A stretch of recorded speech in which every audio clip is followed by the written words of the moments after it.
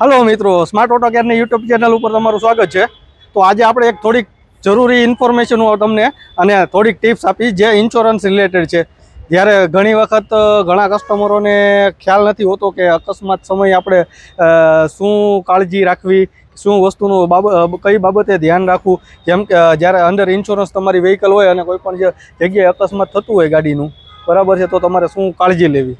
તો first of all જ્યારે પણ કોઈ પણ જાતનો બનાવ બને તો ફર્સ્ટ ઓફ ઓલ આપણી સેફટી પહેલાં જરૂરી છે, બરાબર છે। જો અકસ્માત થયો અને કોઈને ઈજા થઈ કે એવું કાંઈ થયું તો પહેલી આપણી પ્રાયોરિટી એ છે કે જે વ્યક્તિને વાગ્યું છે એને પહેલાં હોસ્પિટલાઇઝ કરવા।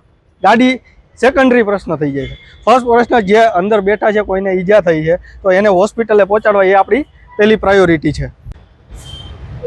એ બધું પત્યા પછી સેકન્ડરી પ્રશ્ન આપણો વ્હીકલ આવી જાય છે, બરાબર છે। તો વ્હીકલ આપણે ત્યાં જગ્યા ઉપરથી લઈએ એ પહેલાં એક પ્રાયોરિટી કે આપણે તમને ખાલી એક ઇન્ફોર્મેશન આપું કે આપણે સ્પોટ જગ્યા ઉપર જે જગ્યાએ ઘટના બની છે, બરાબર છે, તો જગ્યા ઉપર આપણે વ્હીકલના ફોટોગ્રાફ્સ કે ચારેય બાજુથી ફોટોગ્રાફ્સ આપણે પહેલાં લઈ લેવા કે જે નુકસાન થયું છે, બરાબર છે, એના ફોટોગ્રાફ દૂરથી લઈ લેવા।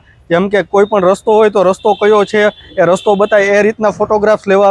સ્પોટ ઉપરના ફોટોગ્રાફ્સ લીધા પછી જો તમારે કોઈ એજન્ટ હોય, તમારી જે પોલિસી તમે પરચેસ કરી છે, જો એજન્ટનો તમારી પાસે કોન્ટેક હોય, તમે એના ટચમાં હોય તો તમે એજન્ટને ફોન કરી અને આગળ શું પ્રોસેસ કરવી એ જાણી શકો છો। અથવા તો કોઈ વર્કશોપ પર્સન હોય કે તમે કોલ કરી અને એને પૂછી શકો। અને ઓલવેઝ અમે તો 24/7 અવેલેબલ જ છીએ। તમે કોઈ પણ જ્યારે તમને ડિસ્ક્રિપ્શનમાં અમારો મોબાઈલ નંબર મળી જાય, એની ટાઈમ તમને અમારી રિક્વાયરમેન્ટ હોય, બરાબર છે, 24/7 અમારો તો તમે કોન્ટેક્ટ કરી જ શકો છો।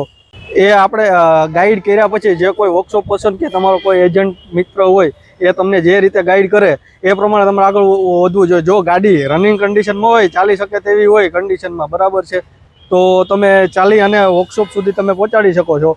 અથવા તો તમારી પોલિસીમાં RSA કવર એટલે રોડ સાઇડ આસિસ્ટન્ટ કવર હોય તો તમે ટોલ ફ્રીમાં રોડ સાઇડ આસિસ્ટન્ટનો પણ પોલિસીમાં જે તો ઇન્ક્લુડેડ હોય તમારી, તો એ વસ્તુનો તમે રોડ સાઇડ આસિસ્ટન્ટનો બી લાભ લઈ અને નજીકના વર્કશોપ સુધી તમારું વ્હીકલ પહોંચાડી શકો છો।